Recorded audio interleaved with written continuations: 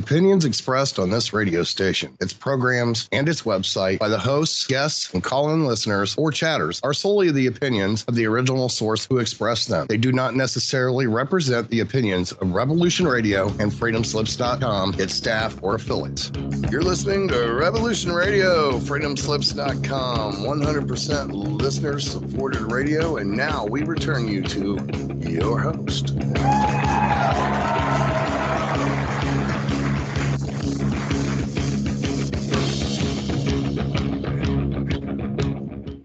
Ladies and gentlemen, welcome back to another episode of Cosmic Catastrophe on Revolution.radio, #1 listener-supported radio on the internets. I am your host, Diamond, from the Oppenheimer Ranch Project, and joining us tonight, once again, today, this afternoon, this morning, is my lovely partner and co-host, Leah Shaper.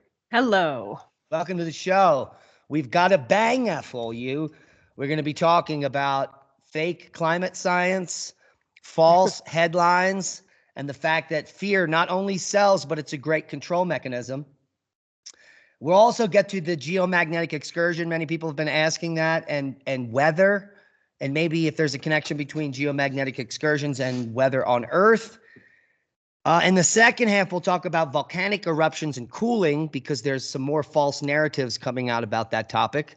But we'll show you some data, and maybe we'll clear that all up.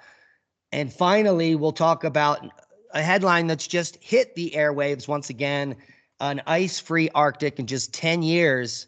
So it's been 3 decades since they used that one, and I guess they're just it's just a recycling. I suppose. They ran out of headlines. Running out of ways to scare people, so we have to recycle the old ones. We'll talk about the actual data there, and you can make up your own mind. So let's start off, first of all, with fake climate science and fear. And they've been selling this now for at least a decade. We've now gone into the era of global boiling. Yes. So let's talk about this article from CNN here. This one cracked me up. It came out 2 days ago, and thank God in the headline they put opinion, so people didn't miss it. So it says opinion twice up here, which is good. And it reads, "I am a climate scientist, and if you knew what I know, you'd be terrified too." One of the things that I love about this little piece is that it's full of condescension, including in that title. I'm a climate scientist. I know better than you. If you knew what I knew, there's a lot of that in here. Are you frightened by climate change? Do you worry about what sort of world we are bequeathing to our children and our grandchildren? In the words of science writer and author of The Uninhabitable Earth, David Wallace Wells, no matter how well informed you are surely not alarmed enough.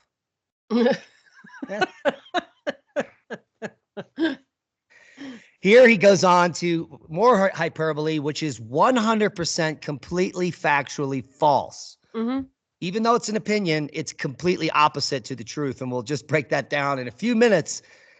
But he goes on to say, if the fracturing of our once stable climate doesn't terrify you, then you don't fully understand it. The reality is, as far as we know, and in the natural course of events, our world has never, in its entire history, heated up as rapidly as it's doing now. I've noticed that little statement that we've never warmed this rapidly. This is like a new narrative that pops up about global warming, and it's not true. If you look at a temperature graph of the geological past, we've had numerous times where the Earth's temperature has warmed severely.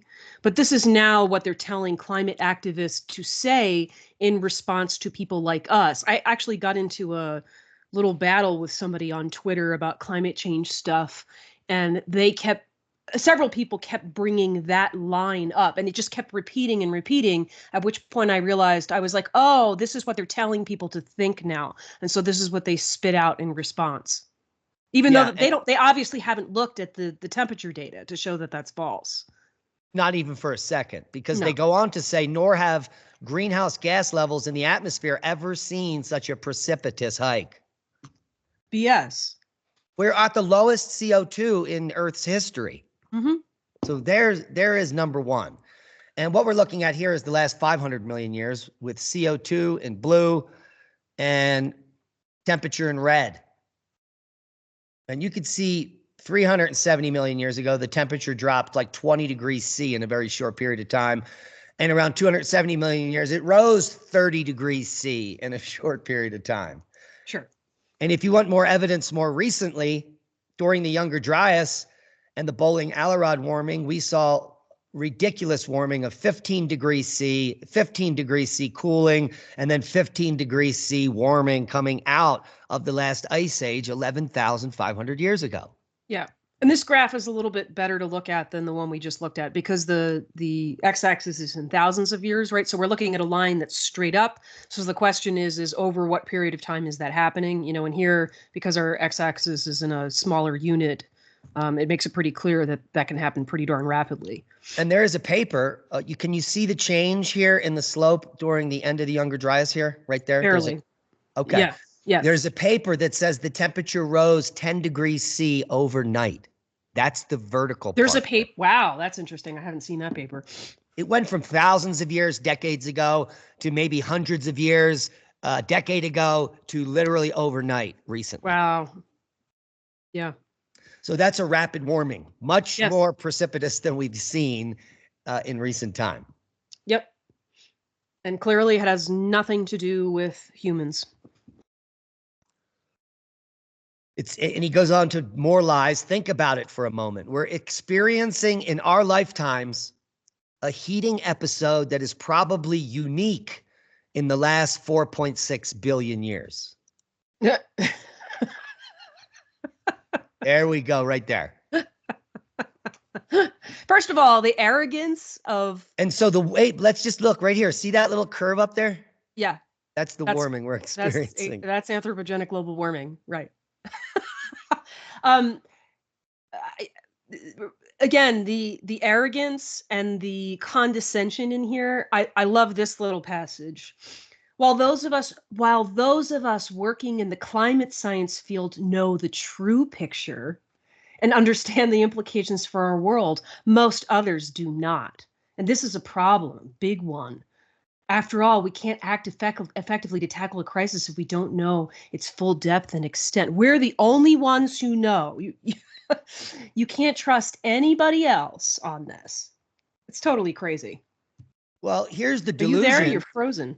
Oh, there you go. You were frozen too. The delusion is that climate science is not science. It's propaganda and politics. And that'll be exposed at some point in the near future. It won't take long. Well, this little opinion piece exposes it perfectly, in my opinion, because one of the other things that is said here. So at some point in the middle of this person claims this isn't a matter of scaring or not scaring people, but of informing them, right? But then later it says, a 2022 study by researchers from the University of Bath in the UK found that scary images of wildfires and other climate-related catastrophes around the world were particularly effective at cultivating climate anxiety, defined by the American Psychological Association as the chronic fear of environmental doom. So they basically just admitted in this opinion piece that they're purposely trying to cultivate climate anxiety. I'm sorry, but chronic fear of environmental doom, that's not healthy. That's a psychological disease. It's crazy. Well, it's a psyop. It's exactly what they are trying to do. Yes, that's what I'm saying. So the field of climate science may be infiltrated by the CIA, and we'll never know because the government now controls the funding, and we know what's getting funded, the fear porn. Yes, literally. I mean, that's what that statement says, right? You know, oh, look at this study. It shows how effective it is to scare people. So we better keep funding that kind of activity.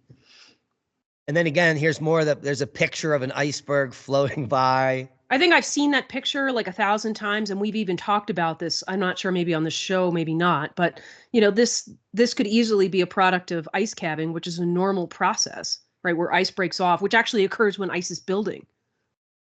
Yes. That's not an unusual phenomenon there. Here's more fear porn here from the BBC. The world's first year-long breach of the key 1.5 C warming limit. February 2024 was the hottest on record, with global temperatures surpassing critical climate threshold.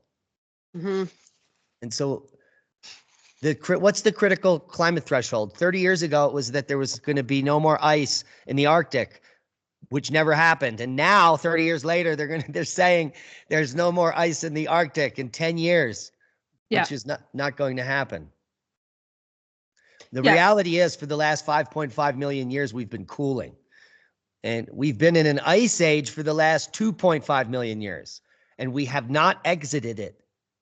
Regardless of what they claim about going into a new geologic period called the Anthropocene, there is no way to know that. We'll know in 10, 20,000 years if such a thing is true.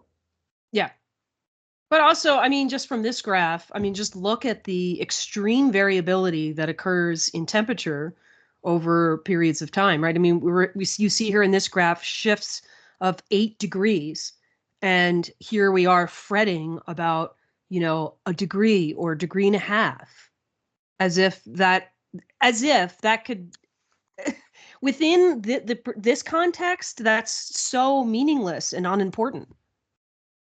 Yeah, there's been 5 ice age cycles in the last 500,000 years, all with shifting temperatures of greater than 10 C. Yeah. But we're all going to die from a 1.5 C degree rise from the coldest during the mini ice age. Yeah.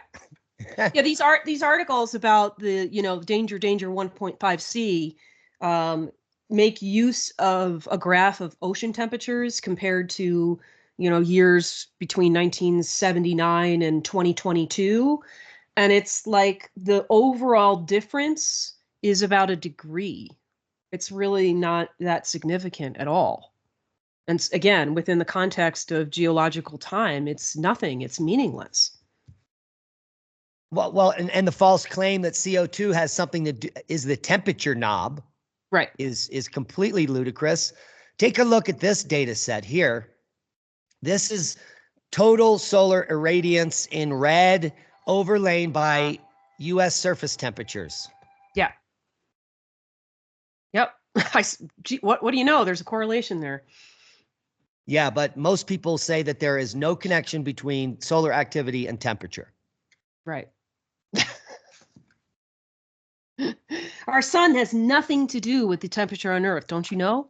And I just read a headline that was a paper that said the sun may affect the temperature. The fact that that's a headline, that's so supremely embarrassing.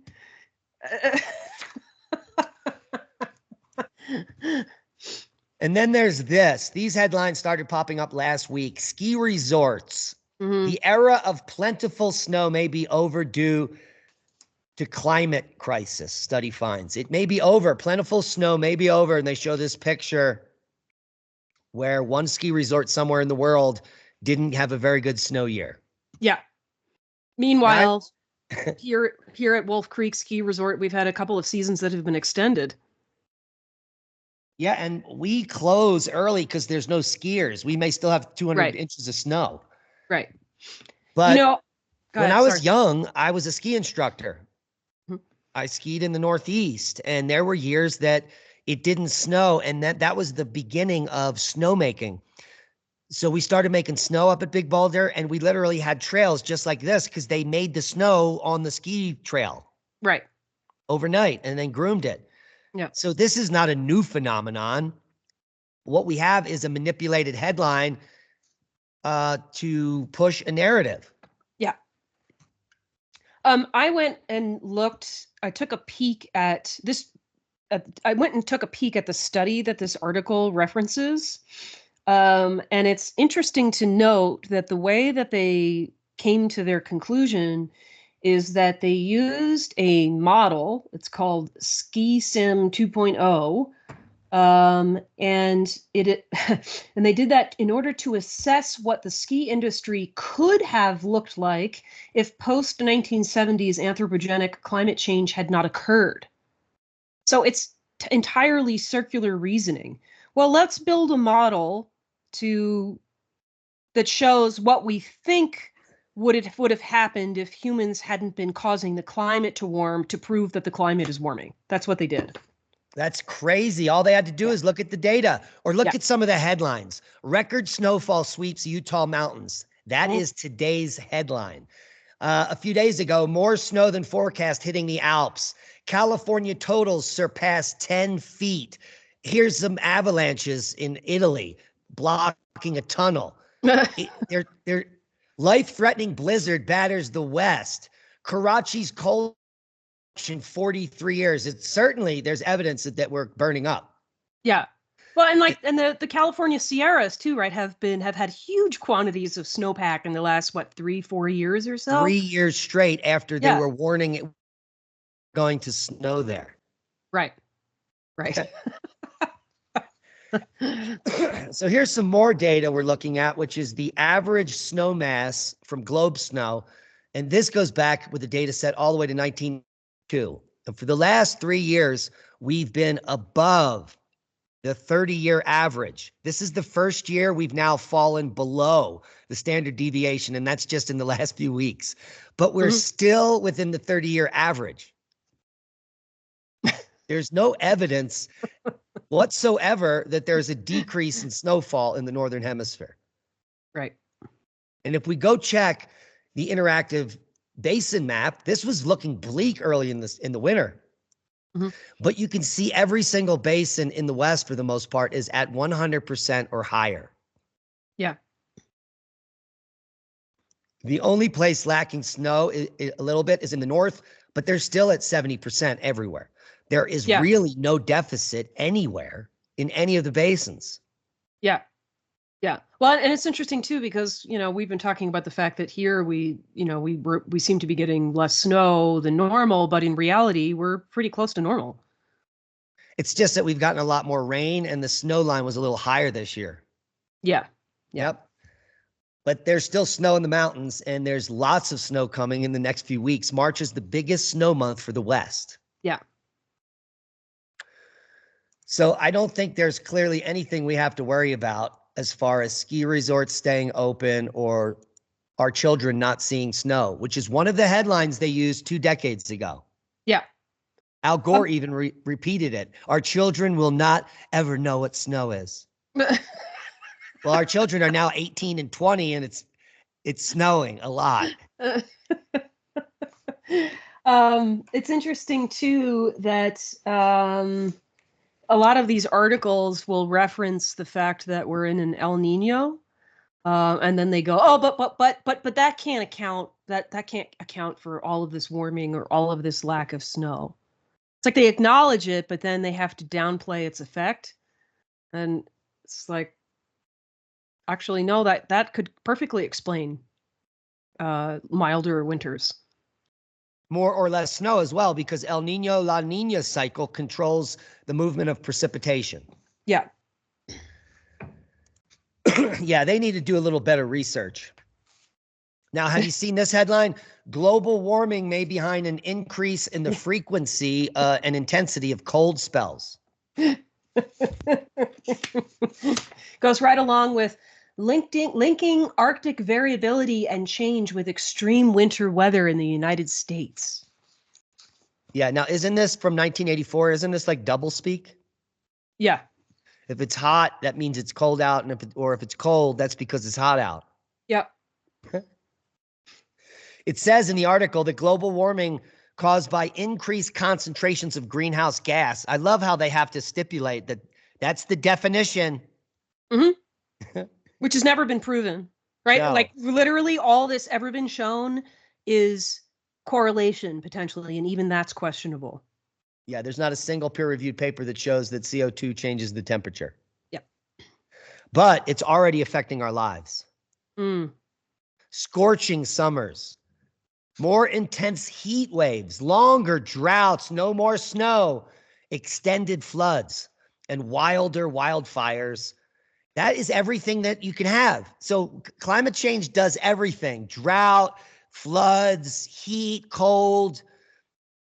Every change, every climactic change we've ever witnessed, it's all due to global warming, even though all of those things have been happening forever. Right.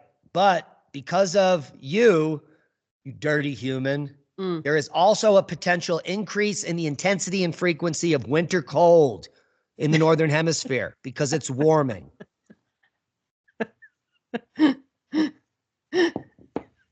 Weather phenomenon like the beast from the east in 2018. I love it. So they had to name the storms because it's global boiling. So we remember. It's not like in the past when we didn't have names for storms. This is different. Our storms are named. Well, we've been naming hurricanes for a long time, right? So the paper that these fear-mongering headlines comes from is linking Arctic variability and change with extreme winter weather in the United States. Did you? This is actually kind of an interesting paper. Yes. What did you glean from the paper?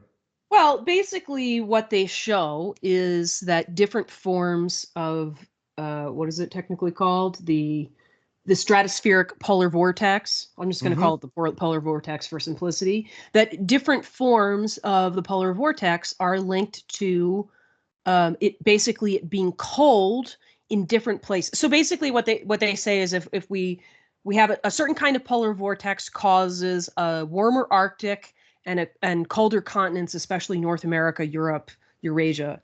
And the opposite is also true, that other forms of what am I saying? Stratospheric polar vortex Big word. Yeah, causes a colder Arctic and warmer continents. So it doesn't actually link anything to global anthropogenic warming at all. Well, what I'm going to do for the listeners and everyone watching tonight on Magnetic Reversal News, well, we're going to do a little geomagnetic weather science. So what happens in the Northern Hemisphere? We have two types of flows that can occur. And this is the weather patterns occurring, which all go west to east as they spin around the Northern Hemisphere. We either have zonal or meridional flow. Those are our two choices. And here we see a depiction of the Earth where those weather patterns tend to be moving from west to east. How do I get rid of that? All right, so we have two choices. The zonal flow is depicted here with the red arrow, which is a tighter jet stream, which rapidly moves weather systems from west to east. And we have another type of flow, which is more loose, called the meridional flow. And this can bring cold Arctic air down into the mid-latitudes, which this is what they're blaming on global warming, the meridional flow. Right. And so if you have a zonal flow, what you do is you lock that Arctic air up in that polar vortex, and it never extends down into the mid-latitudes, and that makes for a very cold winter up in the Arctic. But what we've seen in more recent years, and in fact the last 2 decades specifically, is a breakdown of the jet stream.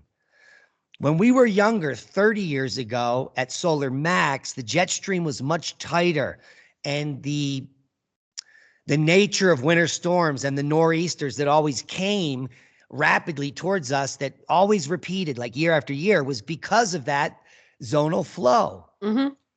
But as it broke down, we started to get warmer East Coast and wacky weather, and it's getting wackier and wackier, but it has nothing to do with CO2.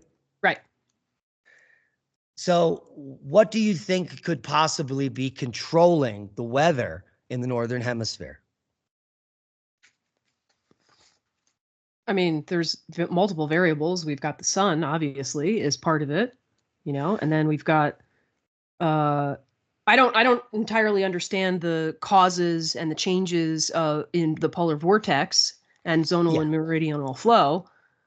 No one does, but let me tell you that what we're looking at here on this picture, what is forcing the weather from the west to the east is the electromagnetic forces of those weather systems.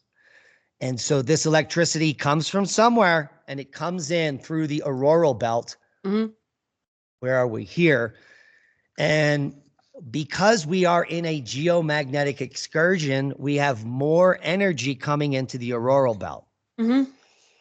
You have more energy coming into the auroral belt, which is at the Arctic Circle. You get a warmer Arctic. And the warmer Arctic results, I believe, in the breakdown of the jet stream, causing meridional flow. Mm-hmm. And so in the last 2-week cycles, the last 2 decades, we've got this new term in the headlines, the polar vortex, dipping down into North America, causing these minus 40-degree freeze events, Mm-hmm. killing cattle. And it is a factor, in my opinion, of the solar cycle, the week cycles. Yeah. Yeah. You know, Now, what does that mean for the future, though? That means it's going to get worse, and we may see polar vortexes dipping to the equator. Right. Right? Those meridional flows, very unstable jets. Right. And then we'll see more extreme weather, and then there'll be more screaming about global warming. Of course, because it causes everything. Right. I mean, it's interesting that this paper that, makes the connection between different kinds of winters, let's say, and the form of the polar vortex, which is clearly a function of the zonal and meridional flow, as we were just talking about, or vice versa, rather. But this paper itself doesn't actually claim, as far as I recall, that this is all due to anthropogenic global warming. I don't think that they make that claim, but the media article that's written about it does, right? Because it references warming in the Arctic. So it's kind of funny. Yeah, and where are the conclusions? There is no section that Well, says it's that. not and that's the other thing. It's not like a standard scientific paper. It's just a report. I was doing the same thing. I was looking for the discussion section and I'm like, well, where is it? I And mean, here, this new term, the sudden stratospheric warming events, yeah. that also has to do with what's breaking down here in the zonal versus meridional flow. Right. I think this has everything to do with the magnetic field. And when we look at it in short terms, it's fluctuations in the 11-year solar cycle that make it more or less pronounced. But what we're doing now is dropping into some of the weakest solar cycles in hundreds of years. And we really don't have any weather precedents for this, which is why there's weather events that are 200-year events. So this would be similar to the Dalton minimum when the cycles were equally as weak. Right. Right. So the same exact thing would have been happening back then. Yeah. Yeah. Anything else on that paper? Yeah, no, I mean, like the closest that they come to claiming that this is caused by anthropogenic global warming is they say climate change in general, but Arctic change in particular is favorable for forcing these events, meaning changing the polar vortex, and causing situations where we get extreme winters or whatever. But it's a little bit backwards. Their causal relationship in this sentence is a little bit backwards, but that again, like it doesn't say it acknowledges the fact that there's going to be climatic differences in certain areas depending on the shape of the polar vortex. Like that's it. That's really the only conclusion it makes. And I would agree with that conclusion. They don't say that human beings are causing causing the polar vortex to change and therefore changing the climate in certain places. It doesn't say that. Yeah. The media claims that that's the case. Of course they do. They want us to be scared. Yes. So there's no question we're in a geomagnetic excursion. The question is, how bad will it get? Mm-hmm. And the field has been weakening now for a few hundred years. But the headlines that have been written in the last decade are similar to this one that says, The rapid changes we're seeing with the Earth's magnetic field don't mean the poles are about to flip. And there's no need to worry. This is completely normal. It's funny too, because this article it does not explain. They say, well, the study authors, conclude that this is not going to cause a flip, but they don't explain why they think that at all. Well, there's a couple actual reasons. If they were scientists, they may say that because there's no way to know, because there's not a paper out there that says why it flips. Right. But the fact that we've had 10,000 geomagnetic excursions in the last 780,000 years and it hasn't flipped, the odds are it's probably not going to flip. Right. But they have no way of knowing. There is no one that knows. Well, here's the problem too, is that the actual paper that this article is based on, which I didn't get quite as deep into as I wanted to, but it compares the current excursion to what happened in, I think it's 600 BC. Yeah, we can look at this. But so basically what they end up saying is like, well, it didn't flip then based on under similar conditions, so it's not going to flip now. That was sort of what I got out of that. The magnetic field strength is not anywhere near the small fluctuations that happened around 600 BC.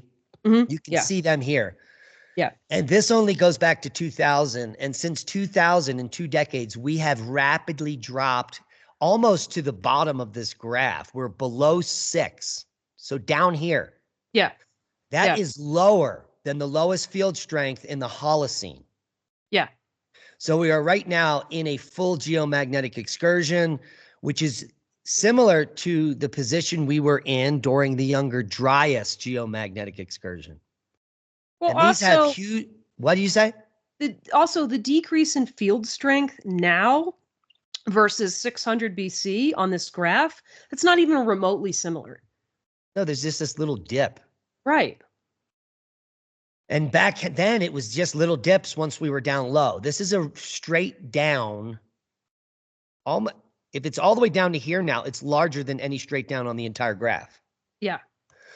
So we can look at this over the last 300,000 years.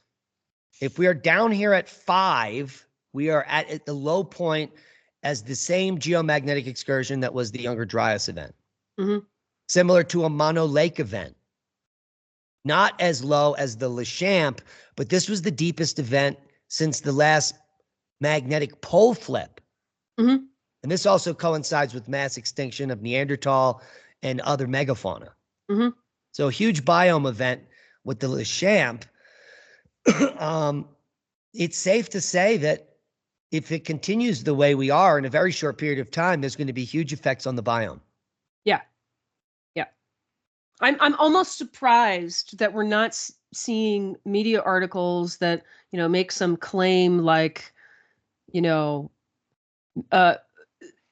magnetic field strength weakening is due to anthropogenic global warming, Like I'm waiting to see that. Here's the 600 BC dip. Right here. Where is it? Right there. Wow. And we are already from a high point all the way down here. Yeah. Wow. So there is nothing like this that has occurred anytime recently, no matter what they say. And you can see clearly in the last 2,000 years how rapidly this shift that just happened back here. That's like falling off a cliff. Yeah. And this actually is around the time of the Carrington event. Oh, that's interesting.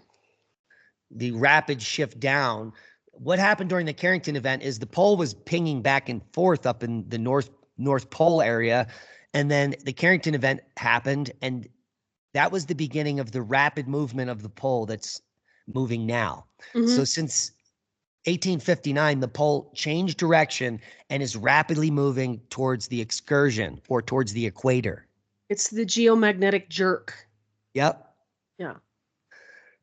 So hopefully, if it doesn't stop, it's going to get very bad, maybe in a few decades. I mean, it's a little hard to tell from this graph, but that's an accelerating decline there, that slope. Well, our buddy Ben Davidson has even shown that from the data the limited data we have from the World Magnetic Model, et cetera, which only comes out every 5 years. But the magnetic North Pole was moving so fast, they had to do an update of it a year early before. Oh, yeah, I remember that now. Yep. Yeah. But the field strength is exponentially decreasing. Yeah. So, and if it continues on a logarithmic scale, that rapidly goes very straight down, becomes vertical. Yeah. Yeah. So why are they not warning the public of this potential? Well, that was my next question, is like, why write these articles? They're like, oh, no, don't worry about that. Don't look over here. Like, why is that? Well, in this paper in 2015, they're saying that the Earth's diminishing dipole moment, the geomagnetic excursion, in other words, is driving global carbon dioxide levels and global warming. This is actually another rather interesting paper. Which I can't believe they funded this and they allowed it to be published. Well, and the most important thing about this paper is that it basically says, look, all like what I said earlier, all of the science around anthropogenic global warming is a correlation theory, right? It correlates increased carbon dioxide with increasing temperatures. And that's all it does. And this shows that there's another correlation between magnetic field strength and temperature, right? Is it temperature or carbon dioxide? Carbon dioxide. And it's a perfect inverse relationship. It's almost exactly one. And so just by that alone, that shows that you cannot rely on a correlation of carbon dioxide and temperature. Right. Another correlation throws that into doubt. It shows that there are other variables at play here. And that's the most important thing about this paper. Like, there are some details in here that I don't agree with, but. No, but what's I like is the field strength in blue in nanoteslas. You can see the logarithmic curvature down. Yeah. Yeah. Yeah. And so this needs to be extended all the way to 2024. And you could see that we're going down. Yeah. Well, and that would be important too, right? Because this kind of suggests that there's a perfect inverse linear relationship, but as you rightly point out, there is an exponential function going on here. So if we could extend it out, we'd get some more information. It'd be pretty interesting. So do you think that the geomagnetic field is causing global warming? I don't think it's necessarily causing it, but I think that there's certainly a relationship with the two things. Yeah, and I think it has to do with the Arctic and the fact that there's more sudden stratospheric warming events, which overall, if you add more heat to the Arctic, it's going to heat the whole system, in my opinion. Even though it gets colder down in the northern latitudes, just like they're saying. Right. So global warming does cause cooling, but it's a false statement. Because climate is more dynamic and complex than they actually want to lead on to believe. Right. Well, and that's another thing that is specifically stated in here. I'm just going to read this from the discussion section. If changes in global temperature are like most other complex processes, there's likely to be multiple contributions that can combine and cancel in unusual or even unpredictable patterns. The reviewed consensus at present is that global warming and climate change are due almost exclusively to human activity or anthropogenic sources.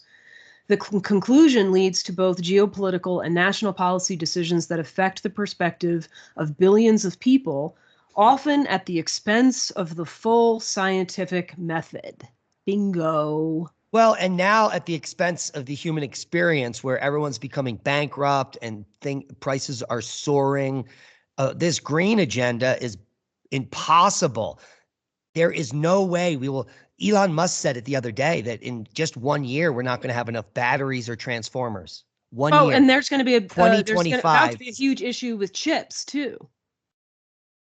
That was one other part of it that he was alluding to, not alluding to, specifically stating. Yeah. So none of this is making life on Earth for humanity better. No, no, not by any means. I mean, we've talked about this many times, like even just all of the mining that is required for the elements for all of the batteries that you need for solar power and electric cars.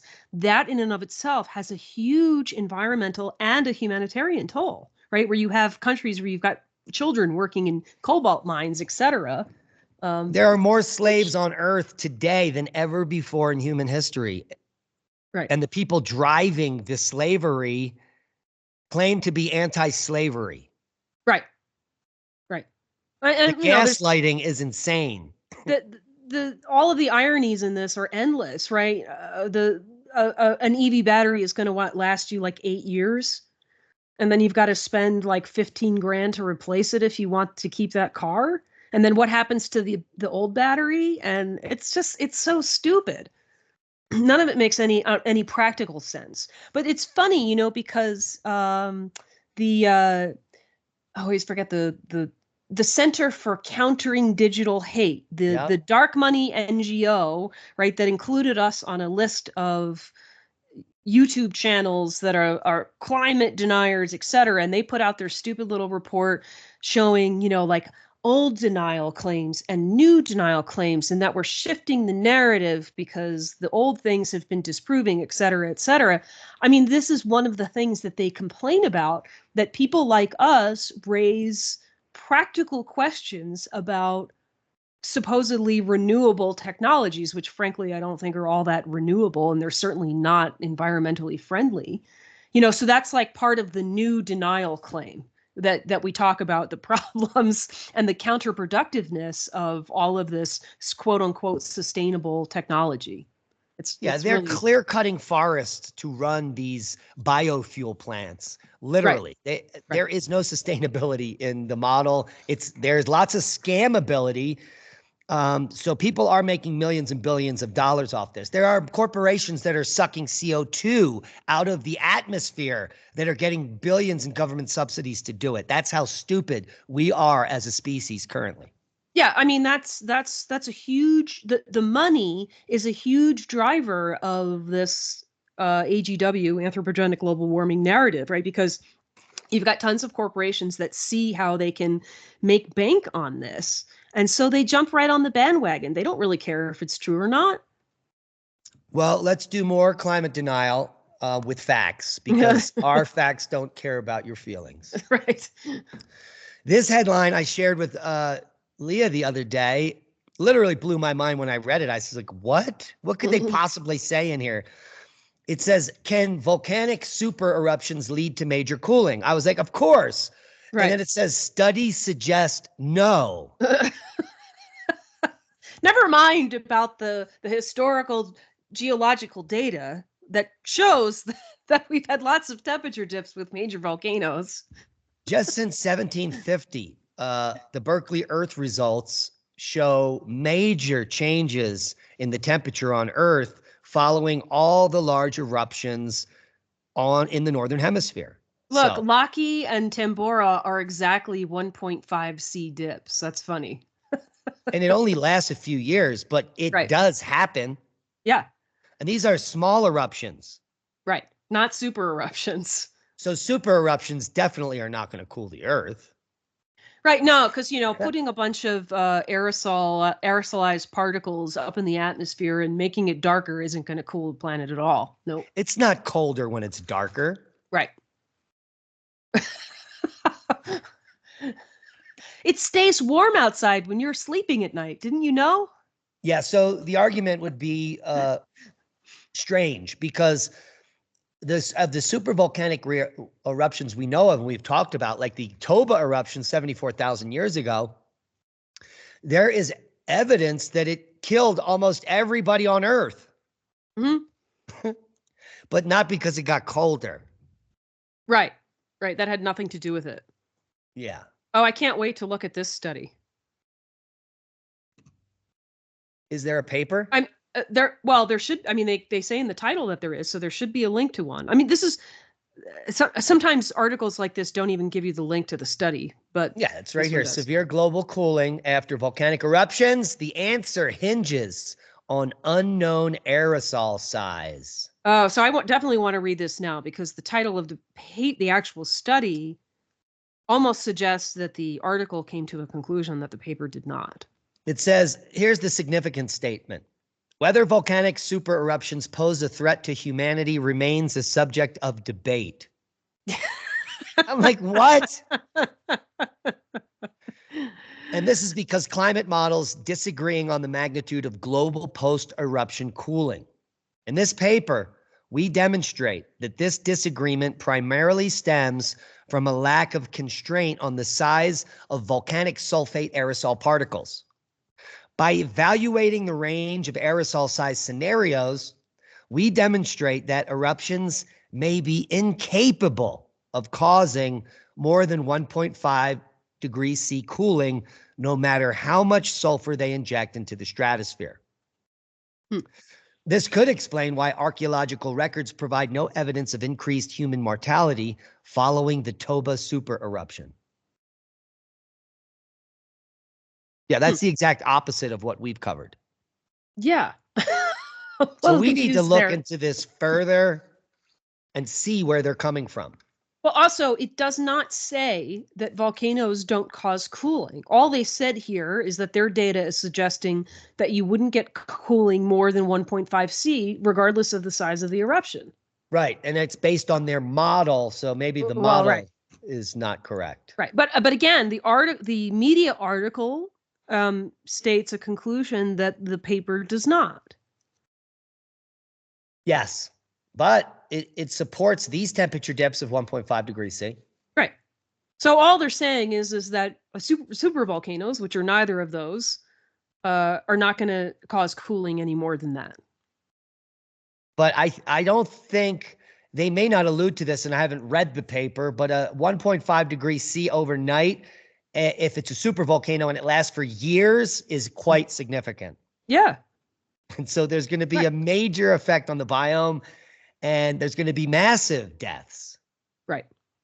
Just based on critical thinking. Right. The worst year to be alive, 30% of the population died. Yeah. And that wasn't a super volcano. No. So I don't think. But don't forget, you know, because according to the other headlines, volcanoes are caused by global warming. So you better watch out. Yep, but they don't cause temperature changes, so we're good.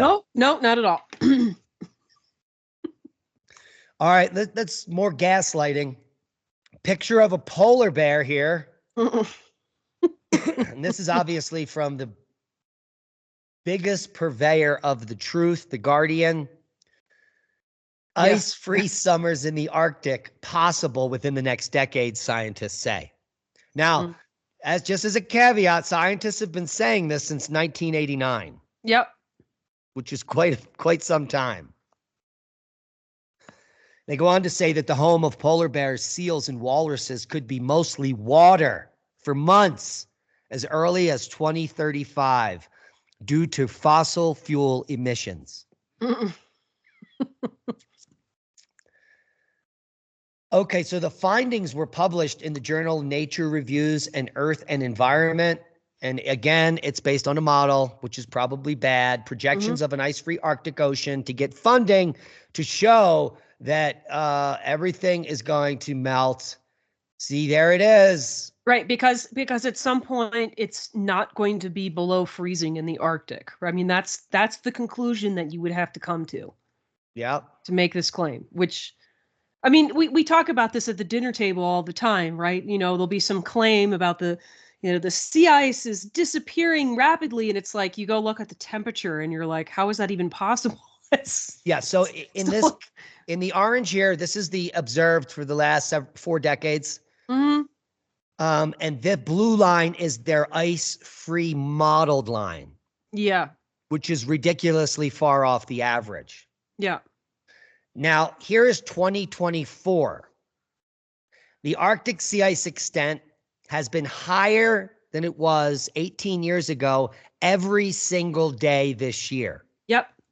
And then people accuse Tony Heller when he tweets stuff like this, they accuse him of cherry picking data. It's the opposite. He's specifically not cherry picking data here, right? He's taking every day of that year, right? It's the other way around who's doing the cherry picking. Experts say the past 10 years have been the hottest ever, but the ice in the Arctic seems to have a different opinion because it's been higher every day than it was 18 years ago. Yeah. And it gets worse.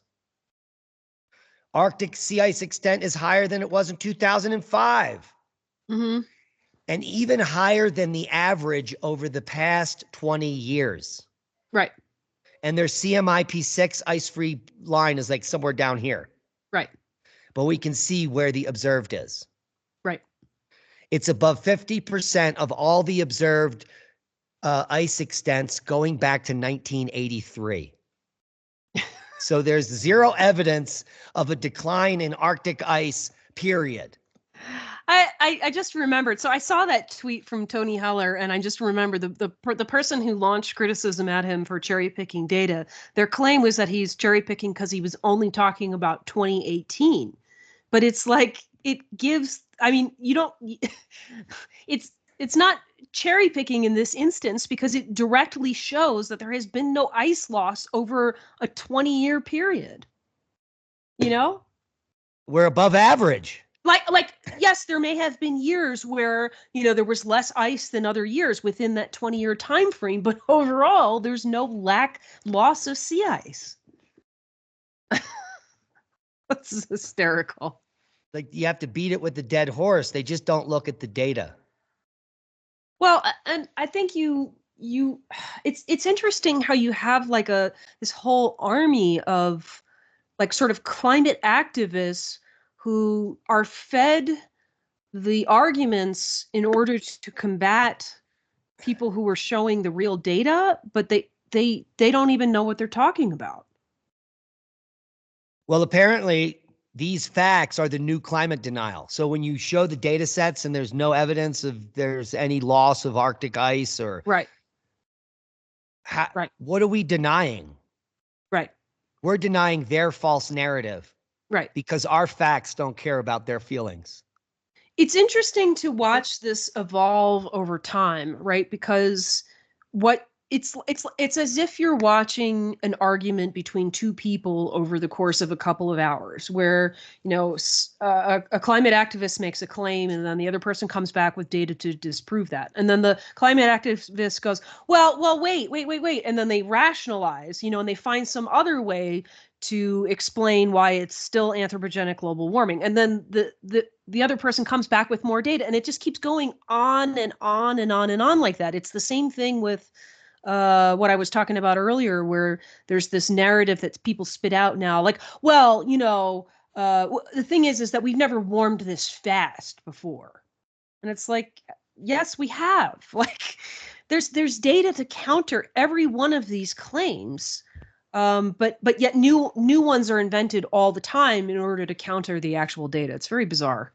The truth is that we are 99% safer from extreme climate events than we were 100 years ago. That's the truth. Huh? How's that?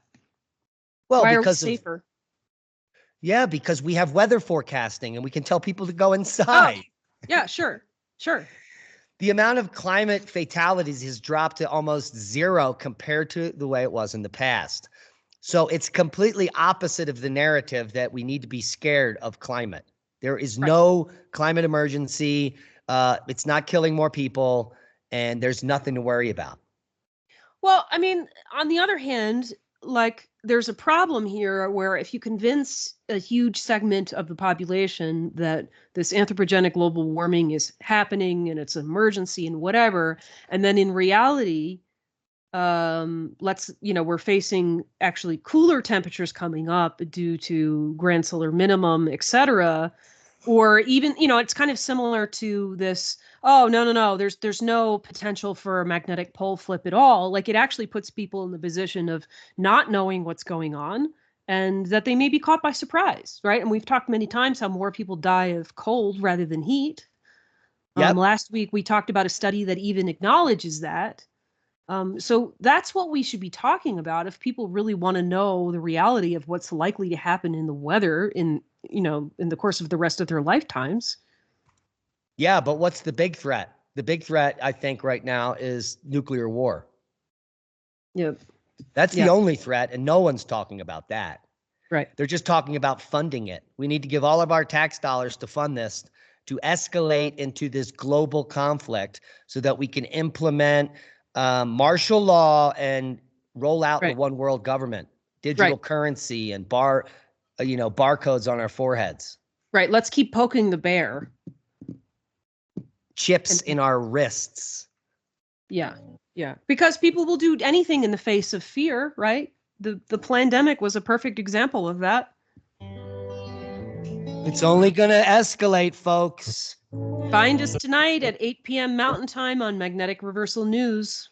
Safe. We love you.